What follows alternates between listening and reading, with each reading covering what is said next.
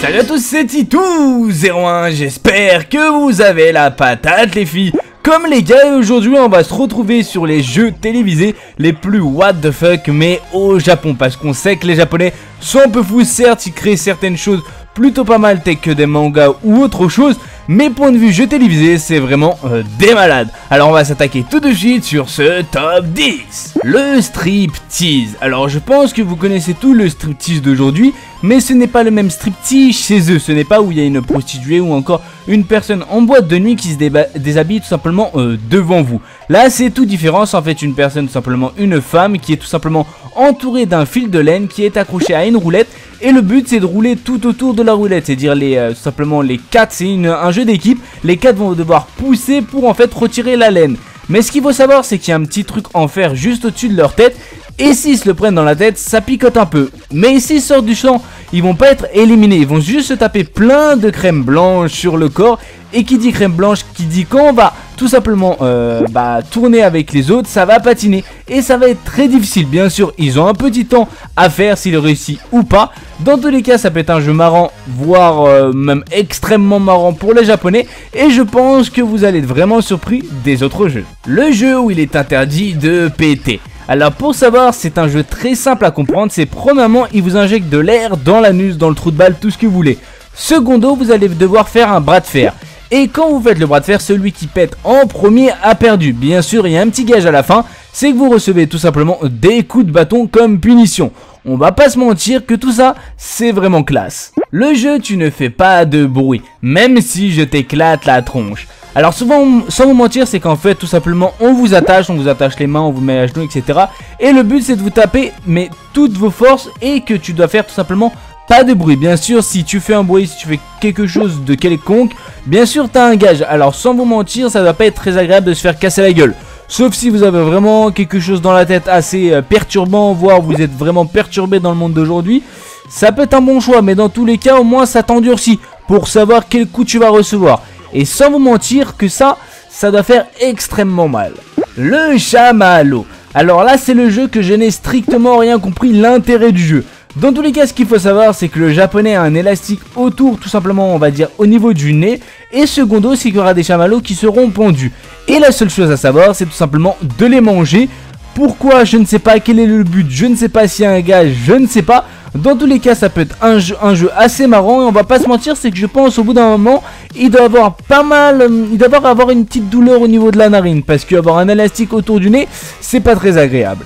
King of the Hill. Alors en fait c'est deux types qui sont tout en haut du truc et qui vont devoir en fait glisser sur 20 mètres plus bas sur des escaliers. Il y en a qui disent qu'ils doivent avoir pas mal, enfin ils doivent avoir une petite douleur au cul. Alors moi je sais pas parce que j'en vois certains qui tout simplement le font sur le ventre et d'autres sur les fesses. Alors oui, il y en a qui doivent avoir mal au ventre et oui, il y en a qui doivent avoir mal au cul. Dans tous les cas, certes, regardez les personnes qui se tiennent le cul, ça doit être très marrant, j'en doute pas, mais dans tous les cas, je ne comprends tout simplement pas le but on va dire de limite de ce challenge où en fait tu défiles tout simplement sur un escalier pour atterrir dans l'eau. Peut-être il y a quelque chose, expliquez-moi s'il y en a qui comprennent le but.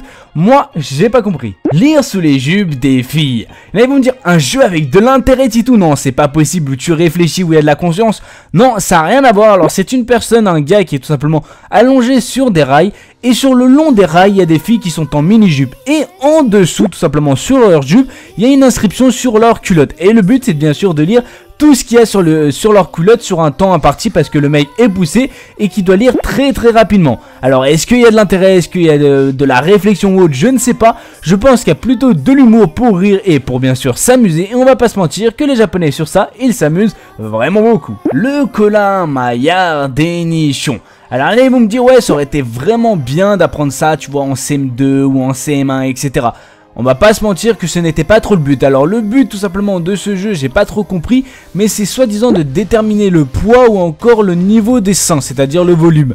Alors à quoi ça sert si t'es en CM1 ou CM2? Je sais pas à quoi ça sert, tout simplement à savoir si ta copine a soi-disant des plus gros seins que toi. Je ne sais pas. Et ils vont me dire ouais, il y a la phrase soi-disant ouais on se croyait amis quand voilà alors que t'as des plus gros seins que moi. On va éviter toutes ces réflexions dans les commentaires, d'accord? Mais dans tous les cas, ce jeu je n'ai pas compris, ça doit être un jeu peut-être avec de l'humour derrière. Mais dans tous les cas, ce que j'ai compris sur ce jeu, c'est qu'on détermine tout simplement juste en touchant et en ayant les yeux bandés le volume des seins. Le Tetris humain. Alors ce qu'il faut savoir, c'est que sur ce jeu, il a été testé sur TF1 mais il a fait un putain de flop, il a pas marché du tout. Alors ils ont tout simplement arrêté l'émission. Mais au Japon, c'est vraiment un carton de ouf, il marche extrêmement bien. Et le but tout simplement, c'est que tu as une forme tout simplement d'humain et c'est de passer à travers. Si bien sûr tu n'y arrives pas, t'as perdu. Si tu arrives, bah on continue sur tout simplement les formes suivantes. Alors sans vous mentir, je pense que ça va être un jeu vraiment très marrant. Et je trouve ça dommage qu'il soit arrêté tout simplement en France, sur TF1, etc. Tout ce que vous voulez, parce que il y en a qui vont se dire ouais, peut-être que les Français n'ont tout simplement pas le même humour japonais. Ça doit être vrai, mais dans tous les cas, un petit de l'humour en une journée ou enfin de l'humour dans une émission, ça ne fait pas de mal. Le mur de la mort. Alors qu'est-ce que c'est? C'est tout simplement une personne, enfin plusieurs personnes en combinaison bizarre sont postées en haut d'un mur. Et après il y a un char, un mini char qui arrive et qui va tirer sur ces personnes. Alors on va pas se mentir que c'est un jeu assez chelou et ça doit envoyer vraiment du spectacle. Alors il y en a, ils vont dire ouais, peut-être ça va faire une forme de feu d'artifice ou autre.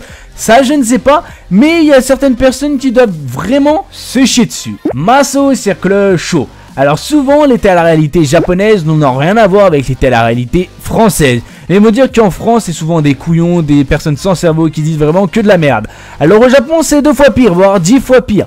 Leur but dans leurs émissions c'est simplement de réunir vraiment plein de candidats et c'est de relever tout simplement des défis extrêmes. Alors c'est pas d'une petite finesse comme ça où tu claques des doigts, tu dis ouais, il y a une petite question et tu dois y répondre. Non, c'est pas ça du tout.